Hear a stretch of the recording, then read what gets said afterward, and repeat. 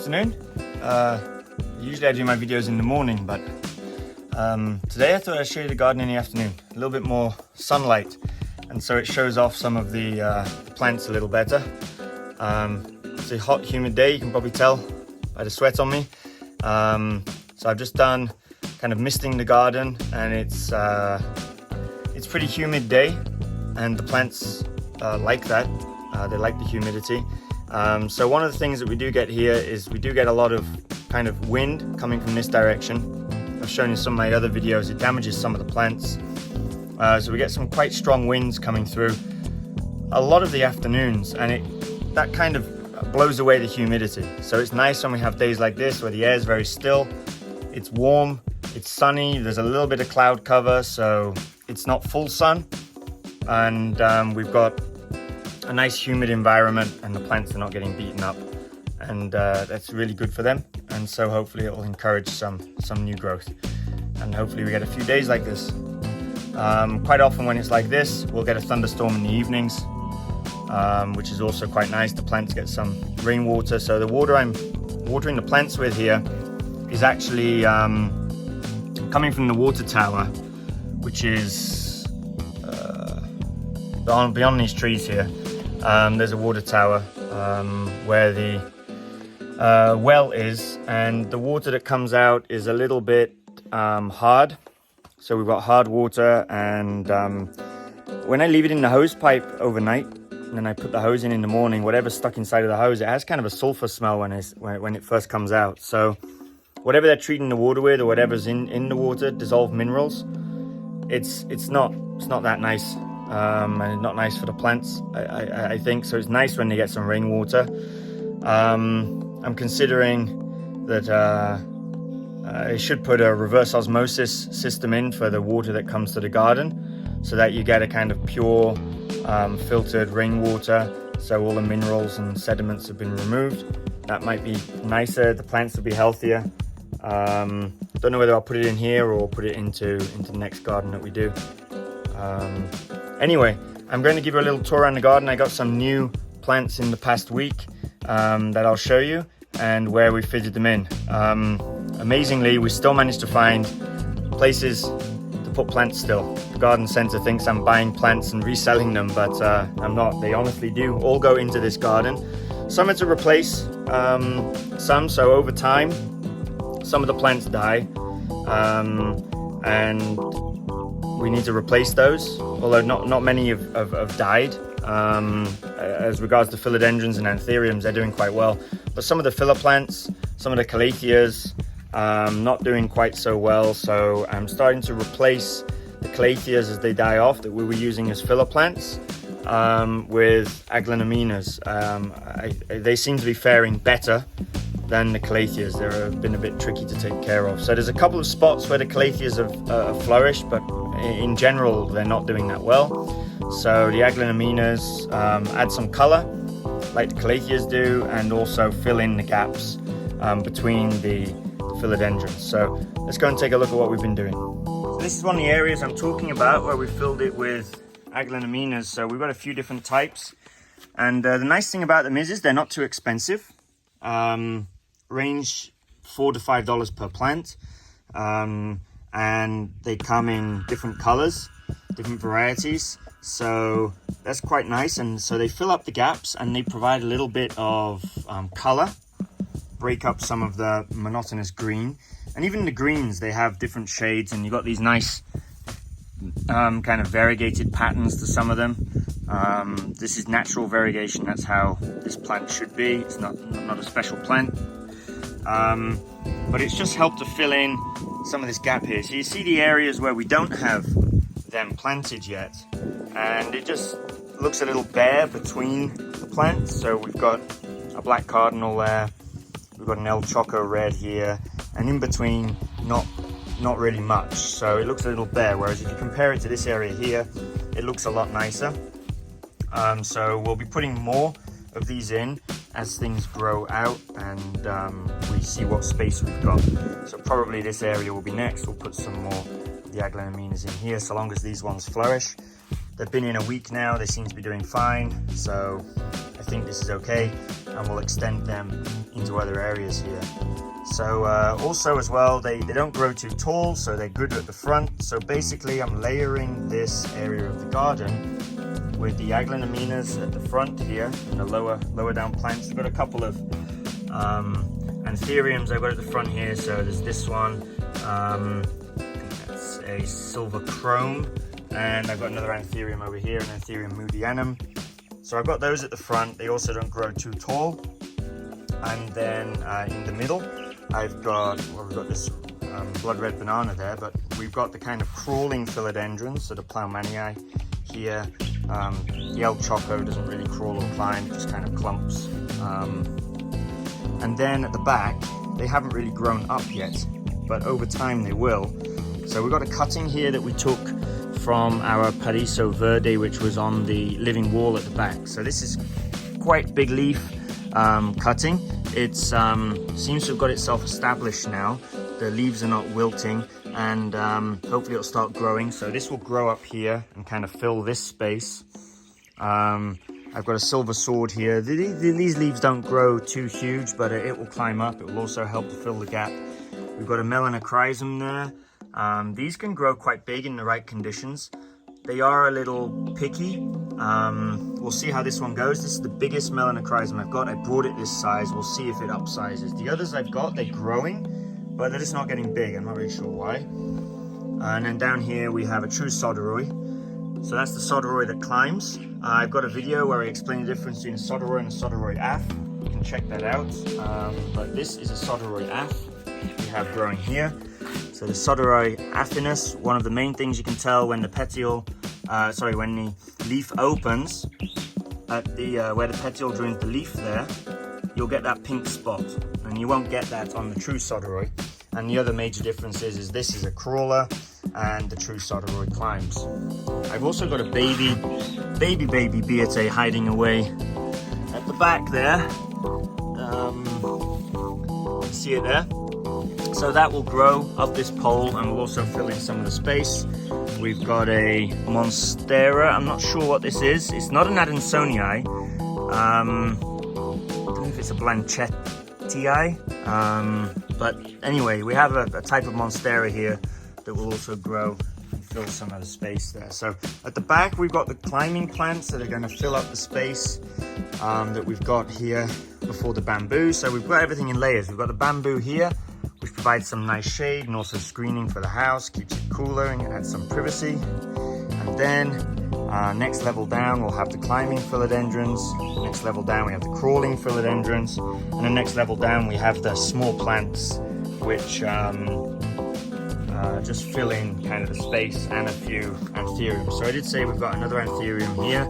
It's the Anthurium moodianum. So this just opened up. It seems like it's got a little bit of some kind of fungal infection on the leaf there, maybe from being a little damp. And the other leaf that opened up is a little malformed as well.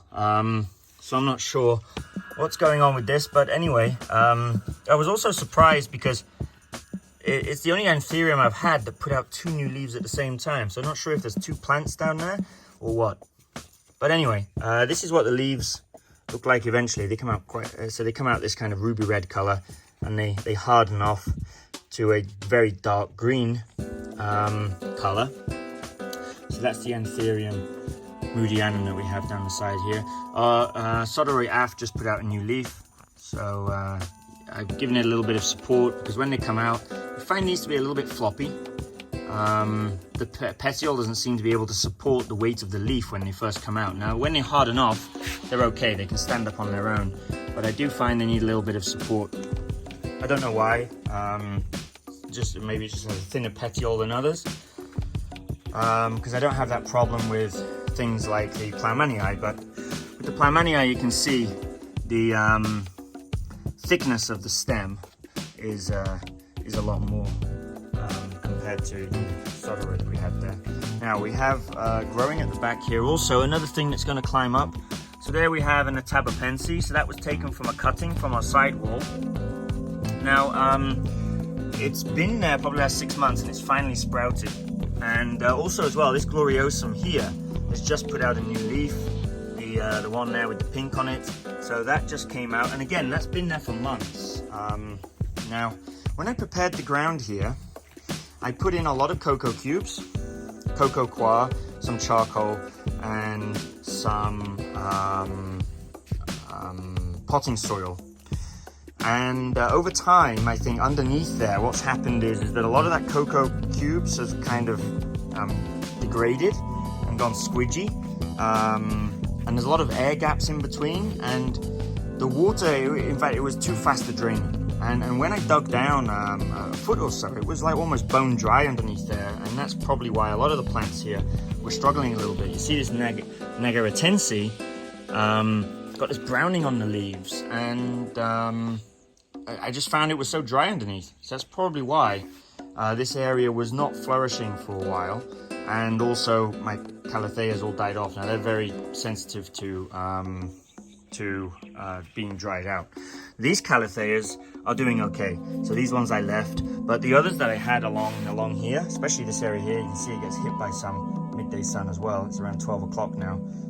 They weren't so happy. But this one here is a little bit more shady, so I think the calatheas do better here. But anyway, it was very dry underneath, so I also found there was like matting of the roots. So I kind of broke up the soil a little bit, let some air in, put some new potting mix in, which includes cocoa cubes, but not so many because there's already quite a lot of cocoa cubes under there, but it included a lot of vermicast. So that should give it some good nutrients for this growing season. And within a week or so of me doing that, this Atabapense put out a new leaf. So obviously I've done something right and improved the ground here. So one of my favorite plants I've got down here, and it's not very big, is this here. So this is a Burley Marks Fantasy. And I love the mosaic pattern on the leaves when they open up. Now these don't get that big from what I understand. So once it's got to the top of here, I'm going to cut it, I'll put another one in. I'm going to fill this area here with these Burley Marks Fantasies. I really like them. It's a cute little plant and it's quite a unique leaf. But I don't think it will grow very big. I think maybe the biggest will get these leaves is twice this size maybe. You can correct me, comment down below if you've got a big version of this, but I don't think they get very big. So another interesting thing I've got here, I don't really show it very much, is actually a variegated rhaphis. So I've got a lot of rhaphis around the front, also called ladyfinger palms. This is a variegated one. That I picked up, a garden store had it, and so I thought it was unique, so I got it, and it sprung a baby, which has also come out variegated as well, which is quite cool. Now one of the nice things about having a garden, over time, things just begin to appear, and plants that you had that you thought maybe had died will appear back again. So here's some here. These are white Christmas caladiums. These were planted 2 years ago, and they all disappeared. Actually, I pulled some of them to make space when we were doing some work here, and we thought they'd all gone, but obviously there was some bulbs still left under the ground there, and now once or twice a year they just kind of spring back, and then they'll die off again, and they'll come back. So they usually die off in rainy season, then they come back around the beginning of summer when we start getting the sun, and they really come back quite large. They're quite large leaves. I know caladiums can get even bigger than this. But every time they come back, they seem to come back bigger and bigger. So that's quite cool that we have growing here. I took a cutting from our Monstera Peru, planted that here to climb up this rhaphis, because we're starting to lose the lower leaves of this palm and it won't grow more. It'll just keep growing from the top. So we can fill that space there with this Monstera Peru as it grows up. Now coming over here, I took some cuttings. So this actually was big and was blocking a lot of the sun from getting into here. It was quite dark behind there. So I cut it, and you see it's already sprouted. It sprouted 2 actually. But I'm going to keep these low. I don't want them to get too big because I've got this Monstera Thai constellation here that I want to grow and fill this space. So I want light to get in here for this to grow. Monsteras can tolerate a little bit more sun than other like philodendrons. And also behind here as well, we've got our pink princess. and I don't want it to lose its variegation. So again, by giving it a little bit more sun than what it was getting, I'm hoping it will help the variegation come back. You can see it was starting to lose a little bit of the variegation, but the latest leaf since I've cut is more variegated again. I'm hoping this one will be, and we'll have that continue growing up here. And this is what I was talking about with the Melanochrysum. So this is growing splendidly. It's growing up this fern tree, but the leaves are just not getting bigger. They're just kind of staying this size. So I'm not really sure why, but I find that with my Melanochrysums, they tend to do that. So I'll just give you a little update on what we got going on down here. This is my vanilla cutting. So I've got 6 of these in 3 different pots, and this one has finally sprouted, you see here. So with these vanilla orchid cuttings, you'll find it won't sprout a growth point from the top there. It'll come from one of these leaf nodes low down. So this is sprouted one. I'm still waiting for this one. I'm not going to remove it. I'll leave it. So far out of my 6 cuttings, 5 of them have now sprouted. This is the last one that hasn't. The others that have sprouted a while ago, they're already grown about this tall. So they seem to grow quite quickly, although I believe it will be a while before they will get flowers and I can start getting vanilla from them. But I'm quite excited about this, to try and get my own vanilla pods. So in this little pot down here, this is a Monstera Peru obliqua. I've had this 6-9 months or something. I've had it for a long time and it's just not growing, but it's not dying either. So I'm not going to do anything with it. It has just put out this new leaf. I'm just going to leave it. I put it here, I moved it here. It was in a shadier area. I put it here now so it gets a little bit more sun. I'm hoping that will spurt its growth a little bit. And then to the side of it here, we've got our Spritus Sancti, which if you've been following the channel, I brought it when it was very small. It had a few small leaves on it, so it was probably only about this high when I got it. It's grown up this tall now. The last leaf got a little stuck when it was coming out and kind of lost half of it. This one, it's got a hole, but it's come out at least in one piece. So it's just unfurled a couple of days ago. This is going to harden off and upsize. So you can see now the Spritus Sancti is starting to get its characteristic bunny ears, and hopefully it's going to be an elongated one like this, because they look really nice when they're kind of long and thin.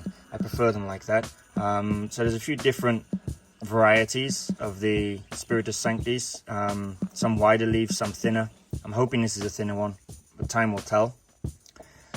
So I've got that here. It's in the pot. When it reaches the top of this, I'll probably take a cutting from it, and I'm going to put one cutting up on the fern tree and the other then in the pot here. I'll keep this as the mother plant. So I say I'll put it on the fern tree. That's because I've got a plant up here which is very similar to a Spritus Sancti and is growing quite happily here now. It does get hit by some sun. We got some leaf burn here recently. The latest leaf to come out there. So as you can see, it's similar to a Spritus Sancti. And this, I got it when it was kind of this high, and it's already there. And the only difference between this and the Spiritus, which I've had 12 months now, is the location. So that's in it. Spiritus has been in a pot, and I've been trying to baby it, and maybe I babied it too much. This one, I just stuck it in this little nest, strapped it onto the fern tree, and it's taken off. But we do get strong winds coming from here, and I don't want to, maybe risk the Spiritus on here yet. So, what else have we got going on around here? I've got an Anthurium regale that I put in the ground, hoping that we can grow it large and upsize it. It hasn't sprouted a new leaf yet, but I believe the regales can be quite greedy with their leaves. They can be quite slow. You maybe are lucky if you get 2 or 3 leaves from it a year. That is my experience as well with the other regale that I have on my living wall, and it didn't put out a new leaf until the other leaf basically was dead, and then it put out a new one. So I don't know if you've got experience with regales, but I haven't really seen any bushy ones. They tend to only have a couple of leaves. growing up here then, we've got a black Beate, which kind of lost its blackness. So black Beate is a cross of a Beate and a Tabapensi, I think. It seems to me that the only difference between this and a regular Beate is this one seems to be a little smaller. It's kind of like a dwarf Beate. So that's what's going on there. And then down here we do have some Calatheas also, which have survived and doing okay. We've got some shade there being provided by these leaves. And that's our big SP Columbia there. Just put out a new leaf. Unfortunately, it's not facing anything. It's facing the other way, but you can see that's the latest leaf. And it's got beautiful coloring and veining on the leaf there. And if I put my hand there, you can get an idea of the size of this. It's a pretty big leaf that's just come out. Next one hopefully will be pointing in the other direction, so we'll be able to see it. It's a shy leaf, that one. It's hiding away at the back. So down here I have some Anthuriums, which are also growing quite nicely. This one I'm not really sure what Anthurium this is, but it is an Anthurium nonetheless, and it just put out this leaf and it's quite big. A little too big actually, it's touching the ground. It could do with having a longer stem, so maybe, I don't know, this one should be up on the wall really. And then we have another one here, which I think is an Anthurium chrome. And you can see why now, the sun is shining on it. It's got this like almost metallic look to it. It's a really beautiful leaf. And it seems to be doing okay down here in a shady area. And this here is another Anthurium. So it was like this when I planted it, this half burnt leaf. So this was actually, it's a cutting. So on my living wall on the other side, I have another one of these. So the one that I left there has already got a baby leaf come out. This cutting doesn't have anything yet. It doesn't seem to be dead, but it's not particularly healthy. But we'll just leave it and we'll see what comes out. And I'll show you why I'm just going to leave it in a moment. So moving on over here, here we have a Dean McDowell. This is the latest leaf. It's bigger than the others. So I believe this is a cross of a Gloriosum and something, Pastazanium maybe. So it has got that kind of Gloriosum look to it. Look at the white veining there. It's very similar to a Gloriosum. And then to the side of it here, we've got another Anthurium, which is growing some really quite large leaves. I'm very happy with this one. So another new plant then that I just put in this week is over here. So this is a Philodendron Splendid.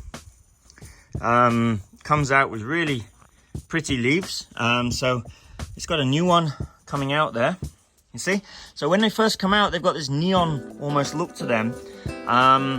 So they are a cross of a Verrucosum and Melanochrysum, I believe. So it's got this Verrucosum kind of look to it when it first comes out, with this very neon look to the color of the leaf. And then as it hardens off, it's got this kind of Melanochrysum look from the front. So I do actually have a Verrucosum. It's hiding away at the back there. You see the leaf there, it's half chomped, like a caterpillar, I think. So that's the Verrucosum that we've got growing back there. So that's what the front of the Verrucosum usually looks like. So with this, it's almost like it looks like a Verrucosum when it first comes out, and then it changes off to a Melanochrysum. But it's got a slightly different shape to it, kind of halfway between the Melano and the Verrucosum in its shape. So that's a pretty cool plant, the Splendid. So I do have another one of these growing on the living wall. It's not as big as this. So I bought this one already this size. Sometimes I can be a little impatient to wait for them to grow. Moving over to the side of it here, we've got a Anthurium Dracanapaterum. It's got a new shoot coming out. I love these. I really like the shape of them. I think they're super cool. And there's another shoot coming out. I did have two of these, but one of them rotted, unfortunately. It was a little too damp where I put it. But this one's doing okay, has a new shoot coming out. At the same time as they're getting the Dracanapaterum, I also got another Anthurium, which I will show. It's this one here. So that's an Anthurium Condor, and they can grow huge. I've seen some videos from Equigenera. Yeah, they can get absolutely massive. So fingers crossed, I'm hoping that one will grow big. Down here I got, this is my only surviving Alocasia silver dragon. Everywhere else where I put them they died, but it's survived here, so quite happy that that one's doing okay. And then moving over to the side here, we've got our really big Philodendron gigantum, and it's kind of living up to its name, so it's getting really quite big up there, providing some shade to the plants below. And the plants that we've got below it here, we've got Florida Beauty, which is also starting to grow some quite large leaves. And then we have the variegated version of the Florida Beauty growing down here. It's still a baby. So this, once it reaches up to the top of this pole here, I'll take some cuttings from it, I'll put it back in there, and we'll have a more bushy plant because we'll have several of them growing up there. Coming over to the right here, we've got some Anthurium luxurians up there on the wall, doing quite happy. And also as well down here then, we've got a Philodendron Olympiad. So this almost died. It actually, when we bought it, it was quite large. We put it in completely the wrong place in a pot on our rear terrace on the top floor. It got hit by the midday sun and the whole thing just died back to nothing. But we kept the stump, and it sprouted again into this, and it even had some babies which we planted in other parts of the garden. So like I say, don't give up on your plants just because you think maybe it's crashed and died. You never know what might come out of it, and I've got something to show you in a moment that illustrates that. So coming over here, we got a Beate. This is another one that we almost lost from root rot, but I put it into this basket, and we cut off the dead roots and rotten roots, and we put it into this basket, and it's got good air circulation now around the roots, and it's doing splendid. I mean, it's got really large leaves now coming out on this Beate here, and it's coupled there with a Philodendron glorious, which is a climbing version of the gloriosum. So we do have a gloriosum there, and that's the glorious there. Next to it, a Paradiso Verde, an Orlando, got a Mexicanum growing up there, and also our Veitchii. So I've got two Veitchii. This one gets a little more sun and doesn't seem to be quite as happy. It's not putting out any new leaves for a while. So we'll see how that goes. And then coming down here, I've got an Anthurium Big Bill. So this is the largest Anthurium species, and it can grow huge. I mean, talking 5 foot across the leaves. Not inside of this pot. I will have to move it out of there if I want to get it kind of full size. But already, it's growing some pretty large leaves. See here. So we'll have to find a place for that once it starts growing bigger. Now, I've said a couple of times in this video that I wanted to show you why not to give up on something. So I had a queen Anthurium, a Wiraqueenum, which I planted here. And this is what's left of it. So all of the leaves died off, and I just left this kind of chunk. This had leaves coming off of it. I left it in here, and you can see now it's got 2 green shoots on it. Now most people would have just thrown this chunk away and thought, you know, well, that's it, I lost the plant. But I just left this here, and you know, life finds a way, nature finds a way. It still had its roots, and I just left it here, and it's humid, and it's sprouted. So I'm going to get another Queen Anthurium coming out of this. Granted, it's going to probably start as a baby again. It's not going to be the size of leaf that was there before, but the plant's still there, it's still surviving, and I'll just leave it there, and we'll get another plant out of it eventually. So I've got a few plants that, you know, some people would have just pulled up and thrown away thinking it's done, but they've survived. This here, I'm not really sure what philodendron this is. I bought a bunch of philodendrons in one go from an online store, and they kind of came and they weren't labeled, so I didn't know what was what. So I just planted them in different places. But it's got a new leaf coming. It's going to climb up this pole, and we'll see what it turns into. But if you recognize the juvenile form, let me know what that might be when it grows bigger. Okay. So I think that's mostly the new stuff to show you from my last video. Have a look down the side here. Now, I don't think I've shown you this in other videos. It's not new, but we've got this pothos that's really growing huge up there. So it's climbing up the side of the house, and it's in a pot. So we've got one in a pot, and I just took a cutting from the top of it, and that's this one here, which just got this leaf. So kind of interesting. It's really thriving there, and it's just climbing up the side of the house, and it seems to be happy. I don't know how high it'll go. Maybe it'll reach the roof one day. I don't know. I don't know how big these can get, but it certainly seems to be happy. And here's our other Vicii. So this one seems to be doing a lot better, but it's a wide form, not a narrow form. I think the one that we've got at the rear is a narrow form Vicii. This is the wider one, but when I got it, the leaves are only this big, and now the latest one it's just put out. Still hardening off. It's going to get a little bigger, but it seems to be doing happy here. A lot of the things on this living wall on the side here seem to be doing really well. We've got an Anthurium here that's just put out a very large leaf. The baby leaf just coming out on this one. We have a queen Anthurium, which is also doing quite well here. Hasn't put out a leaf in a few months, but that was the last one, and it's quite big. The Jose Bueno next to it. So things seem to do well here. We've also got a Monstera growing there now. So this area doesn't get a lot of sun. It does get a little bit of evening sun, but not very much. It doesn't get hit by the wind like the other side of the house, so the humidity remains here, and so the plants seem to do quite well. Here's an Atabapensi there. It's kind of a false Spiritus Sancti almost, but it's just got a burgundy color to the bottom of the leaves. And then this here is the Anthurium Forgetii, white stripe. So this is the one I took the cutting from. So the cutting's at the rear, and what was left of it was this, and it sprouted this baby leaf.